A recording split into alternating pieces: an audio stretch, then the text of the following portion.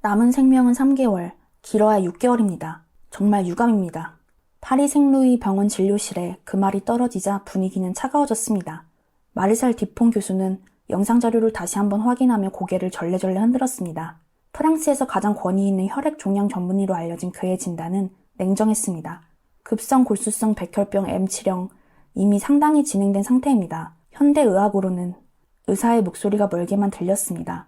소피 르클레어의 시선은 창밖으로 흐르는 세느강의 물결에 멍하니 고정되었습니다. 32, 인생이 가장 빛나야 할 나이에 그녀는 죽음을 마주하고 있었습니다. 진료실 벽에 걸린 그녀의 작품, 시간의 흐름이 아이러니하게 빛났습니다. 르브르의 젊은 보건 전문가로서 세계적 명성을 얻기 시작했던 그 순간, 그녀의 시간은 멈추려 하고 있었습니다. 여러분, 잠시만요. 이런 감동적인 이야기들을 여러분께 전달하기까지 정말 많은 시간과 노력이 필요했습니다. 여러분의 구독과 좋아요가 저에겐 정말 큰 힘이 됩니다. 꼭 부탁드릴게요. 안녕하세요. 저는 파리 출신의 미술보건가 소피 르클레르입니다. 32살, 르브르 박물관에서 르네상스 시대 작품을 주로 복원하는 일을 하고 있습니다. 아니, 했습니다. 이제는 모든 것이 과거형이 되어버렸네요. 그날은 평범한 검진일이었습니다. 최근 몇 달간 지속된 피로감과 잦은 타박상이 걱정되어 병원을 찾았을 뿐이었죠. 디퐁 교수의 진료실에 들어서기 전까지만 해도 저는 그저 빈혈이나 비타민 부족 같은 가벼운 진단을 예상했습니다. 하지만 의사의 표정이 심상치 않았습니다. 급성 골수성 백혈병입니다. 그것도 가장 희귀하고 치료가 어려운 M치령이죠. 그 말을 듣는 순간 제 인생의 모든 색채가 순식간에 회색으로 변했습니다. 진료실을 나오는 길, 복도의 벽에 걸린 모네의 복제화가 눈에 들어왔습니다. 저는 지난해 그 원본을 복원했었죠. 인상, 해돋이라는 그 작품처럼 제 인생의 태양도 이제 수평선 아래로 저물어 가고 있었습니다. 집으로 돌아오는 길은 마치 다른 세계를 걷는 듯 했습니다. 매일 지나치던 카페, 서점, 갤러리들, 이제 이 모든 것들을 얼마나 더 볼 수 있을까요? 파리의 봄은 한창이었지만 제 마음속은 추운 겨울이었습니다. 아파트에 도착하자마자 저는 최근 작업 중이던 18세기 미니어처 초상화를 바라보았습니다. 세밀한 붓질로 손상된 얼굴을 복원하던 작업은 이제 영원히 미완성으로 남게 될 것 같았습니다. 5년 동안 준비해왔던 개인 전시회, 다음 달 발표할 예정이었던 새로운 복원 기법 논문, 이 모든 꿈들이 한순간에 산산조각 났습니다. 어머니께 전화하기까지 몇 시간을 망설였습니다. 아버지를 똑같은 병으로 잃은 후 어머니는 겨우 일상을 되찾으셨거든요. 7년 전 아버지가 같은 백혈병 진단을 받았을 때 우리 가족은 모든 것을 시도했습니다. 최고의 병원, 최고의 의사, 심지어 실험적인 치료법까지. 하지만 결국 6개월의 고통스러운 투병 끝에 아버지는 떠나셨습니다. 엄마, 저예요. 전화를 받는 어머니의 목소리는 밝았습니다. 하지만 제 소식을 들은 후 그 목소리에는 깊은 침묵이 뒤따랐습니다. 이어진 것은 절규였습니다. 안 돼, 소피. 또다시 그럴 순 없어. 그날 밤 어머니는 제 아파트로 오셨습니다. 우리는 말없이 서로를 안고 밤을 지새웠습니다. 어머니의 품에서 저는 다시 어린아이가 된 것 같았습니다. 아버지가 돌아가신 후 우리 가족은 서서히 흩어졌습니다. 특히 제 여동생 클레어는 의대에 진학한 후 가족과 거의 연락을 끊었습니다. 클레어에게 연락해야 할까요, 엄마? 저는 조심스레 물었습니다. 어머니는 잠시 망설이다 고개를 저으셨습니다. 그 아이는 이제 자기 삶이 있어. 한국에서 새 삶을 시작했잖니. 제 동생 클레어는 5년 전 한국의 의료진과 공동 연구를 위해 서울로 떠났습니다. 처음에는 1년 계약이었지만 그녀는 그곳에 남기로 결정했습니다. 아버지의 죽음 이후 클레어는 혈액암 연구에 모든 열정을 쏟았습니다. 아빠처럼 누군가를 잃게 하지 않을 거야. 그녀의 결심은 확고했습니다. 하지만 그 결심이 가족과의 거리를 만들었고 특히 저와는 마지막 만남에서 큰 다툼이 있었습니다. 진단을 받은 지 일주일이 지났을 때 저는 무엇을 해야 할지 결정하지 못한 채 하루하루를 보내고 있었습니다. 디퐁 교수는 고통을 줄이기 위한 완화 치료를 권했지만 저는 아직 무언가를 시도해보고 싶었습니다. 그러던 어느 날 밤 예상치 못한 전화가 걸려왔습니다. 소피 언니? 나야, 클레어. 5년 만에 듣는 동생의 목소리였습니다. 어떻게 알았어? 제가 물었습니다. 엄마가 메일을 보내왔어. 왜 직접 연락하지 않았어? 클레어의 목소리는 단호했습니다. 난 네가 바쁠 줄 알았어. 사실은 자존심 때문이었습니다. 마지막 다툼에서 서로에게 했던 말들이 저는 아직도 가슴에 남아있었으니까요. 들어봐 언니, 내가 지금 연구하고 있는 치료법이 있어. 이건 아직 초기 단계지만 몇몇 환자들에게 놀라운 결과가 나오고 있어. 한국으로 올래? 내가 언니를 도울 수 있어. 순간 희망의 불씨가 일었지만 동시에 의심도 들었습니다. 클레어, 디퐁 교수는 치료가 불가능하다 했어. 프랑스 최고의 전문가인데. 프랑스에선 불가능할지 몰라도 한국에선 다를 수 있어. 우리 연구팀이 개발한 새로운 면역세포 치료법이 있어. 언니, 제발 적어도 시도는 해봐야 하지 않을까? 그날 밤 오랜만에 깊은 생각에 잠겼습니다. 죽음을 앞둔 사람으로서 저에게 남은 것은 무엇일까요? 선택이었습니다. 고향 파리에서 사랑하는 사람들과 함께 마지막 시간을 보낼 것인지, 아니면 희미한 희망을 쫓아 낯선 나라로 떠날 것인지. 창밖으로 에펠탑의 불빛이 반짝이는 파리의 밤하늘을 바라보며 저는 결정을 내렸습니다. 인생의 마지막이 될지도 모르는 여정을 시작하기로 한 것입니다. 모든 것이 달라 보였습니다. 한 주 전만 해도 저는 내년에 프로젝트를 계획하고 있었는데 이제는 내일조차 확신할 수 없게 되었으니까요. 클레어와의 통화 이후 내 마음은 혼란스러웠습니다. 한국까지 가서 새로운 치료를 받는다는 것은 너무나 비현실적으로 느껴졌습니다. 하지만 죽음 앞에서 어떤 희망이든 붙잡고 싶은 마음이 간절했습니다. 다음날 아침 동생 클레어에게서 이메일이 도착했습니다. 그 메일에는 서울대학교 병원의 공식 초청과 함께 그녀의 연구자료가 첨부되어 있었습니다. 언니, 내가 연구하는 새로운 면역치료법은 기존 치료에 반응하지 않는 혈액암 환자들을 위한 거야. 이미 12명의 환자에게 시도했고 7명이 완전히 나아졌어. 물론 아직 초기 단계지만 프랑스에서는 불가능하다고 하는 환자들이야. 자료를 읽으면서 저는 동생이 얼마나 뛰어난 의사가 되었는지 깨달았습니다. 대학 시절부터 항상 똑똑했던 클레어는 이제 전 세계에서 인정받는 혈액암 연구자가 되어 있었습니다. 하지만 그 성공 뒤에는 아버지의 죽음이라는 아픔이 있었습니다. 어머니에게 클레어의 제안을 말씀드렸을 때 어머니는 강하게 반대하셨습니다. 소피, 그런 먼 곳까지 가서 무슨 의미가 있니? 여기 파리에서 최선의 치료를 받으며 가족과 함께하는 것이 좋지 않을까? 어머니의 눈에는 두려움이 가득했습니다. 아버지를 잃은 후 또다시 사랑하는 딸을 잃게 될지 모른다는 공포가 그녀를 사로잡고 있었습니다. 엄마, 클레어의 연구는 정말 유망해요. 이건 제가 살 수 있는 유일한 기회일지도 몰라요. 하지만 그 치료는 아직 실험 단계잖아. 위험할 수도 있어. 그리고 한국은 너무 멀어. 만약 상태가 악화되면. 어머니의 말은 끝나지 않았지만 우리 둘 다 그 뜻을 알고 있었습니다. 만약 죽는다면 낯선 땅에서 혼자. 그날 밤 저는 루브르 박물관으로 향했습니다. 문을 닫은 시간, 보건실에 홀로 앉아 제가 마지막으로 작업하던 16세기 이탈리아 회화를 바라보았습니다. 반쯤 복원된 그림 속 얼굴은 마치 저에게 말을 걸어오는 것 같았습니다. 너가 나를 살렸듯이 누군가 너를 살릴 수 있을 거야. 그 순간 결심이 섰습니다. 저는 살고 싶었습니다. 어떤 희망이라도 붙잡고 싶었습니다. 다음 날 저는 파리 의과대학의 모로 교수를 찾아갔습니다. 그는 아버지의 주치의였고 혈액암 분야에서 존경받는 의사였습니다. 교수님, 동생이 한국에서 진행 중인 새로운 치료에 대해 어떻게 생각하세요? 모로 교수는 클레어가 보낸 자료를 자세히 검토한 후 깊은 숨을 내쉬었습니다. 솔직히 말하자면 소피, 이 연구는 정말 새롭고 희망적이야. 클레어가 개발한 치료법은 유럽에서는 아직 시도되지 않는 방법이거든. 하지만요? 치료 자체의 위험성도 있어. 그리고 너의 상태로 긴 여행을 견딜 수 있을지도 의문이야. 하지만 그는 잠시 말을 멈추었다가 이어갔습니다. 내가 너의 상황이라면 시도해볼 것 같아. 모로 교수의 말은 제게 큰 용기를 주었고 그날 저녁 어머니와 다시 대화를 나누었습니다. 엄마, 나 정말 한국에 가고 싶어. 이건 제가 살 수 있는 유일한 기회인 것 같아. 그리고 클레어와 다시 만나고 싶어. 어머니의 눈에서 눈물이 흘러내렸습니다. 하지만 이번에는 그 눈빛이 달랐습니다. 네 아버지는 항상 네가 강하다고 했단다. 소피는 결코 포기하지 않아라고. 어머니는 떨리는 손으로 제 얼굴을 쓰다듬었습니다. 그래, 가렴. 소피, 희망을 찾아서. 결정을 내린 후 모든 일이 빠르게 진행되었습니다. 클레어는 한국 정부의 해외 환자 치료 지원 프로그램에 제 사례를 신청해 치료비 지원을 받을 수 있게 해주었습니다. 또한 서울대학교 병원에서 모든 준비를 해주었습니다. 출발 전날 밤, 저는 짐을 싸면서 마음의 준비를 했습니다.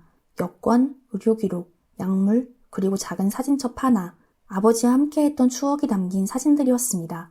창밖으로 파리의 밤거리가 보였습니다. 몽마르트의 예술가 거리, 센 강변의 서점들, 어린 시절부터 즐겨 찾던 모든 장소들이 저에게 작별 인사를 하는 것 같았습니다.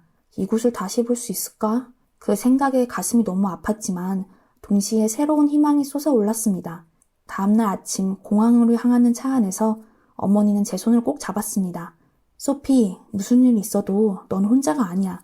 클레어가 너와 함께 있을 거고 나도 곧 갈게. 엄마, 걱정하지 마세요. 저 꼭 돌아올 거예요. 그리고 돌아오면 우리 가족이 다시 하나가 될 거예요. 공항에서의 이별은 아프지만 따뜻했습니다. 어머니의 마지막 포옹은 제게 용기를 주었습니다.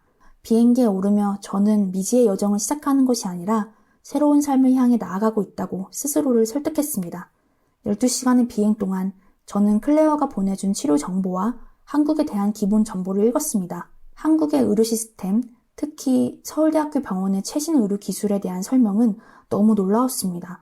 로봇 수술, 컴퓨터 진단 시스템, 개인별 맞춤 치료까지 마치 미래의 병원을 읽는 것 같았습니다. 비행기가 인천 상공에 접어들었을 때 창밖으로 보이는 한국의 모습은 저의 상상과는 달랐습니다. 끝없이 펼쳐진 고층 건물들과 그 사이를 흐르는 한강, 그리고 멀리 보이는 산들, 이곳에서 저는 새로운 삶을 찾게 될까요? 갑자기 가슴이 조여오고 호흡이 가빠졌습니다. 기내 승무원이 급히 다가왔지만 저는 괜찮다고 손짓했습니다. 조금만 더 클레오를 만날 때까지. 입국장으로 향하는 동안 시야가 점점 흐려졌습니다. 다리에 힘이 풀리고 맥박이 빨라졌습니다. 하지만 저는 계속 걸었습니다. 출구 너머로 클레오의 모습이 보였습니다. 5년 만에 보는 동생은 의사 가운을 입고 있었고 그 뒤로 의료진들이 대기하고 있었습니다. 언니! 클레어의 목소리가 들렸습니다. 그 순간 모든 것이 어두워졌습니다. 제가 다시 의식이 돌아왔을 때 저는 낯선 천장을 바라보고 있었습니다. 흰색 천장, 소독약 냄새, 그리고 일정한 간격으로 들리는 기계음. 병원이었습니다. 소피, 정신이 들어? 클레어의 목소리가 들렸습니다. 시선을 돌리자 동생이 침대 옆에 앉아 있었습니다. 흰 가운을 입은 그녀는 피곤해 보였지만 눈에는 안도감이 가득했습니다. 여기가 어디야? 목이 말라 겨우 말을 이을 수 있었습니다. 인천국제공항 의료센터야. 언니가 입국장에서 쓰러졌어. 심각한 빈혈과 탈수 상태였어. 그제서야 기억이 돌아왔습니다. 인천공항에 도착한 순간의 어지러움, 클레어를 향해 돌아가려던 순간 갑자기 무너져 내린 의식. 정말 죄송합니다만 환자분 상태가 지금 장거리 이동에 적합하지 않습니다. 새로운 목소리가 들렸습니다. 한국인 의사였습니다. 그는 유창한 영어로 계속했습니다. 혈구 수치가 너무 낮고 면역 체계가 매우 약해져 있어요. 서울대 병원으로 이송하기 전에 먼저 여기서 안정을 취하는 게 좋겠습니다. 클레어가 고개를 끄덕였습니다. 김 선생님 말이 맞아. 언니는 비행 중에 상태가 더 많이 나빠진 것 같아. 우선 수혈과 수액 치료를 받고 안정을 찾아야 해. 저는 약하게 미소를 지었습니다. 이렇게 만나게 될 줄은 몰랐어. 5년 만에. 클레어의 눈에 눈물이 고였습니다. 나도. 하지만 걱정하지 마. 이제 내가 여기 있어. 그게 중요해. 그날 밤 공항의료센터에서 저는 한국에 대한 첫인상을 경험했습니다. 입원실의 모든 침대는 스마트 시스템과 연결되어 있었고 간호사들은 태블릿으로 환자 정보를 실시간으로 확인할 수 있었습니다. 병실 창문 너머로 보이는 공항의 불빛은 마치 별들이 내려앉은 것 같았습니다. 클레어는 제 곁을 떠나지 않았습니다. 우리는 오랜만에 만나 5년 동안 쌓였던 이야기들을 하나씩 풀어놓았습니다. 그녀가 왜 한국을 선택했는지, 어떻게 의료 연구에 빠져 살게 되었는지, 그리고 아버지를 떠나보낸 후 가족과 거리를 둘 수밖에 없었던 마음까지. 그동안 말하지 못했던 이야기들이 흘러나왔습니다. 난 도망친 게 아니야, 언니. 나는 아빠를 구하지 못했다는 죄책감에서 벗어나고 싶었어. 그리고 다른 사람들은 구할 수 있을지도 모른다는 피망이 내겐 너무 필요했어. 저는 동생의 손을 꼭 잡았습니다. 이해해, 클레어. 우리 모두 각자의 방식으로 아빠의 죽음을 받아들였던 거야. 다음날 아침, 김 의사는 제 상태가 많이 좋아졌다며 서울대학병원으로 이송해도 좋다는 판단을 내렸습니다. 구급차가 준비되는 동안 저는 창밖으로 처음 보는 한국의 풍경을 바라보았습니다. 낯선 문자로 가득한 간판들, 깔끔하게 정돈된 거리, 분주하게 오가는 사람들, 이 모든 것이 새롭고 신기했습니다. 이제 진짜 치료가 시작되는 거야. 클레어가 조용히 말했습니다. 내가 연구한 치료법이 언니에게 맞을지 확인하기 위한 검사부터 시작할 거야. 구급차가 인천에서 서울로 향하는 동안 저는 창밖으로 지나가는 풍경을 멍하니 바라보았습니다. 고층 빌딩들, 한강을 가로지르는 다리들, 그리고 곳곳에 보이는 푸른 산들. 이 낯선 나라에서 저는 새로운 삶을 찾을 수 있을까요? 언니, 들려줄 이야기가 있어. 클레어의 목소리에 진지함이 묻어났습니다. 언니 진단에 대해서 말해줄 게 있어. 무슨 말이야? 내가 백혈병이라는 건 나도 알아. 난 언니 의료 기록을 자세히 검토해봤어. 그리고 디퐁 교수가 보낸 병리 결과도 다시 확인했어. 클레어는 잠시 말을 멈추었다가 이어갔습니다. 언니, 언니 진단이 정확하지 않을 수도 있어. 그 말에 저는 놀라 몸을 일으켰습니다. 무슨 소리야? 언니, 아직 확실한 건 아니야. 서울대학병원에 도착하면 정밀 검사를 다시 할 거야. 하지만 언니 증상과 검사 결과를 볼 때 급성 백혈병이 아닌 다른 혈액 질환인 가능성이 있어. 희망의 불씨가 일었지만 동시에 혼란스러웠습니다. 그럼 내가 죽지 않는다는 거야? 아직 단정 지을 수는 없어. 하지만 만약 내 생각이 맞다면 훨씬 더 좋은 예후를 기대할 수 있어. 서울대 병원에 도착하자 모든 것이 빠르게 진행되었습니다. 저는 바로 검사실로 이송되었고 다양한 최첨단 장비들이 저를 맞이했습니다. MRI, CT, 혈액검사, 골수검사까지 모든 검사가 신속하게 이루어졌습니다. 검사가 끝나고 병실로 돌아왔을 때 창밖은 이미 어두워져 있었습니다. 피로가 밀려왔지만 동시에 이상한 안도감도 느껴졌습니다. 어쩌면 정말 살 수 있을지도 모른다는 희망.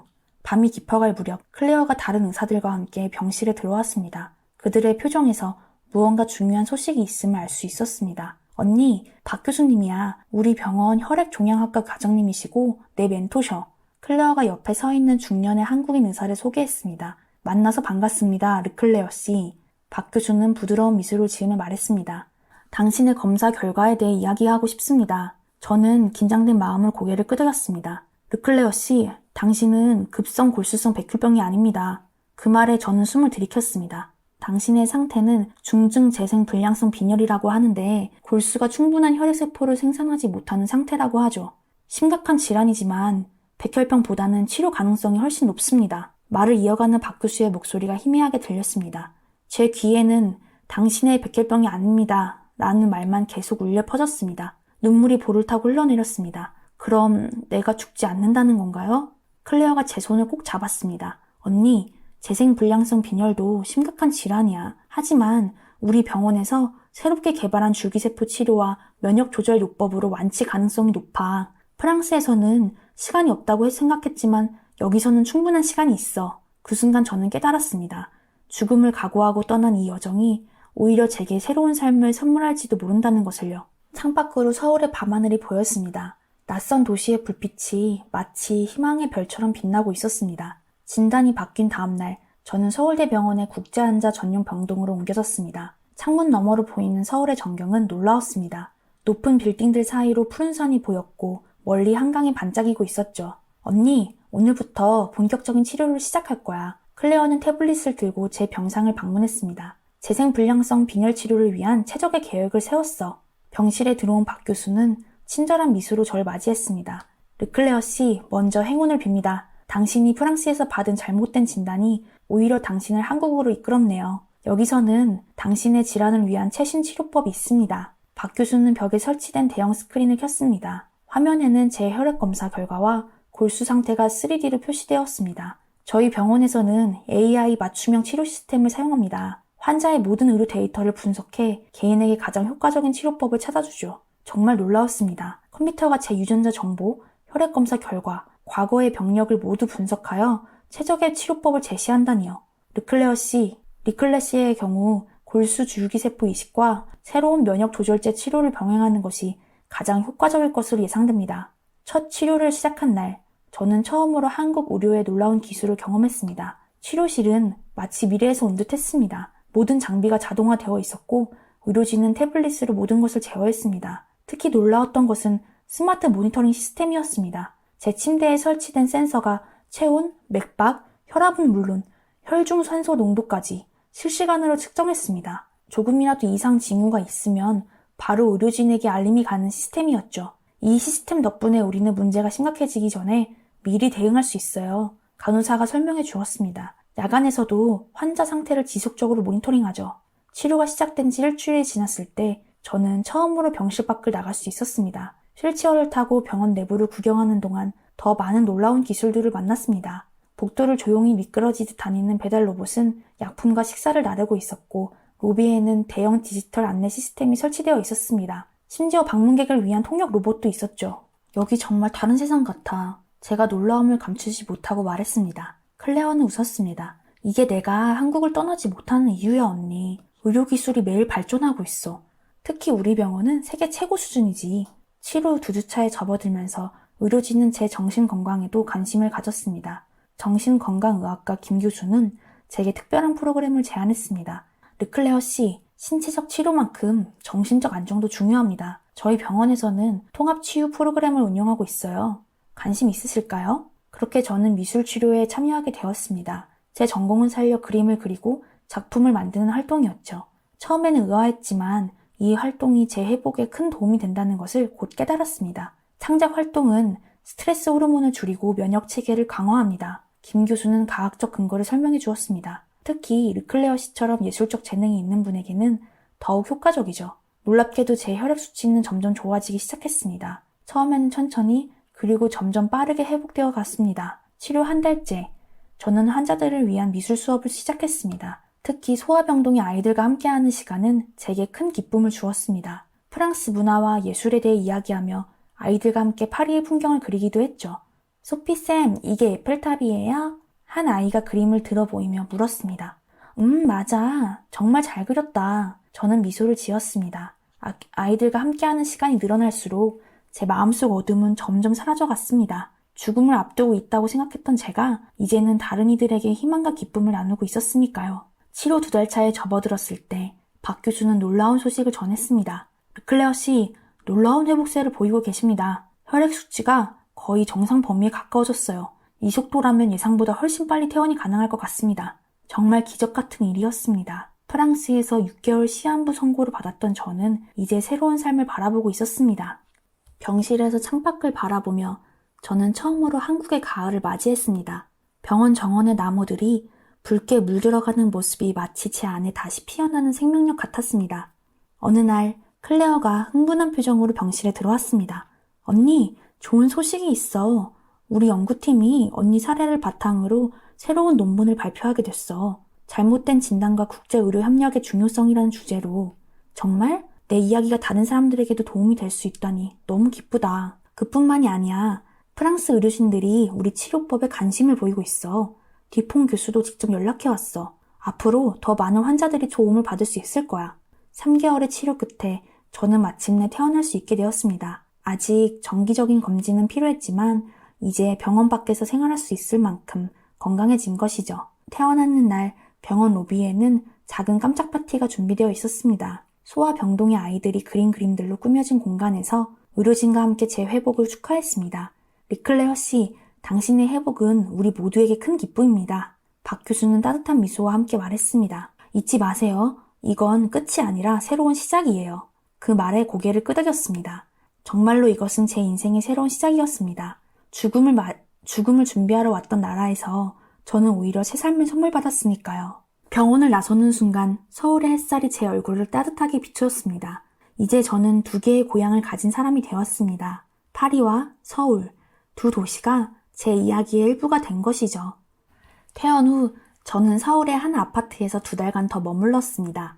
아직 프랑스로 돌아갈 만큼 완전히 회복되지 않았기 때문이었죠. 그런데 이 기간은 제게 생각지도 못한 소중한 시간이 되었습니다. 클레어는 퇴근 후면 저를 데리고 서울의 여러 곳을 구경시켜 주었어요. 높은 빌딩 숲 사이에 자리한 고궁들, 활기 넘치는 시장들, 한강을 따라 펼쳐진 공원들, 이전에는 병실 창문으로만 바라보던 도시를 직접 경험하는 것은 새로운 기쁨이었습니다. 언니, 이곳이 내가 한국을 사랑하게 된 이유 중 하나야. 남산타워에서 서울 전경을 바라보며 클레어가 말했습니다. 의학적 발전뿐만 아니라 전통과 현대가 공존하는 이런 독특한 분위기가 난 너무 좋아. 이 기간 동안 저는 병원의 의료진 및 환자들과 지속적으로 연락을 주고받았습니다. 특히 제가 미술 수업을 했던 소아병동의 아이들 소식은 항상 제 마음을 따뜻하게 했죠. 어느 날 박 교수로부터 특별한 제안을 받았습니다. 르클레어 씨, 우리 병원과 파리의 병원들 사이에 의료 교류 프로그램을 시작하려고 합니다. 당신이 2 문화를 모두 이해하는 사람으로서 도움을 주실 수 있을까요? 그 제안은 제 인생의 새로운 방향을 제시했습니다. 루브르에서의 미술 복원 작업으로 돌아가는 것도 좋지만 이제 저에게는 또 다른 사명이 생긴 것 같았습니다. 프랑스로 돌아온 저는 먼저 어머니를 만났습니다. 제가 떠날 때보다 훨씬 건강해진 모습을 보고 어머니는 눈물을 흘리셨습니다. 기적이야, 소피. 이건 정말 기적이야. 엄마, 기적이 아니에요. 한국의 의료기술과 클레어의 노력 덕분이에요. 다음으로 저는 디퐁 교수를 찾아갔습니다. 백혈병 오진을 내렸던 그는 처음엔 당황했지만 곧 진심 어린 사과와 함께 제 사례에 큰 관심을 보였습니다. 르클레어 씨, 당신의 경험은 우리 의료계에 중요한 교훈을 줍니다. 국제협력과 정확한 진단의 중요성을 일깨워주는 사례예요. 이후 몇 개월 동안 저는 파리와 서울을 오가며 국제희귀질환 협력 네트워크를 구축하는 일을 도왔습니다. 프랑스 의사들이 한국을 방문하고 한국 의료진이 파리에서 세미나를 여는 교류가 시작된 것이죠. 동시에 저는 루브르에서의 복원 작업도 시작했습니다. 하지만 이제는 다른 시각으로 작품을 바라보게 되었습니다. 수백 년 된 그림을 복원하는 일이 사람의 삶을 복원하는 의학의 노력과 어떻게 닮아 있는지 깨달았으니까요. 1년 후 저는 특별한 전시회를 열었습니다. 두 도시 이야기, 파리와 서울이라는 제목의 이 전시는 제가 한국에서 경험한 의료와 문화를 예술로 표현한 것이었습니다. 전시 수익금은 모두 국제환자 지원 기부금으로 기부되었고 많은 사람들이 제 이야기에 감동받았습니다. 특히 기쁜 일은 어머니와 클레어의 관계가 회복된 것이었습니다. 동생 클레어는 이제 3개월마다 한 번씩 파리를 방문하고 어머니도 1년에 한 번씩 서울을 방문하게 되었습니다. 아버지의 죽음으로 흩어졌던 우리 가족이 다시 하나가 된 것이었습니다. 2년이 지난 지금 저는 두 개의 삶을 살고 있습니다. 파리에서는 루브르의 보건 전문가로서 서울에서는 서울대 병원의 국제협력 자문위원으로 일하고 있습니다. 6개월마다 두 도시로 오가는 생활이 때로는 힘들고 피곤하지만 이 모든 것이 제게는 선물입니다. 무엇보다 저는 이제 비슷한 상황에 처한 환자들을 돕고 있습니다. 잘못된 진단으로 절망에 빠진 이들에게 제 경험을 나누고 국제의료 협력의 중요성을 알리는 일에 힘쓰고 있죠. 삶은 때로 우리를 가장 예상치 못한 곳으로 인도합니다. 최근 한 인터뷰에서 제가 한 말입니다. 저는 죽음을 준비하러 한국에 갔지만 오히려 그곳에서 새로운 삶을 찾았습니다. 이제 저는 그 선물을 다른 이들과 나누고 싶습니다. 파리의 에펠탑과 서울의 남산타워, 두 도시의 상징적인 탑이 제 인생의 큰 두 기둥이 되었습니다. 그리고 저는 그 두 세계 사이를 잇는 다리가 되어 더 많은 생명이 구해질 수 있도록 돕고 있습니다. 소피의 이야기는 한국 의료의 우수성을 보여주는 한 예에 불과합니다. 최첨단 의료기술, 정확한 진단 시스템, 그리고 환자 중심의 통합치료 접근법은 한국 의료의 강점인데요. 특히 세월대 병원을 비롯한 주요 의료기관들은 세계 최고 수준의 의료 서비스를 제공하고 있습니다. 한국 의료 시스템에 대해 여러분의 의견을 댓글로 남겨주세요. 그리고 한국 의료 시스템의 우수함을 전 세계로 알리는데 여러분의 구독과 좋아요가 꼭 필요합니다. 주변 분들에게도 영상 공유해 주시면 한국의 우수한 의료 시스템을 전 세계로 알리는 첫 걸음이 되실 거예요. 오늘도 시청해 주셔서 감사합니다.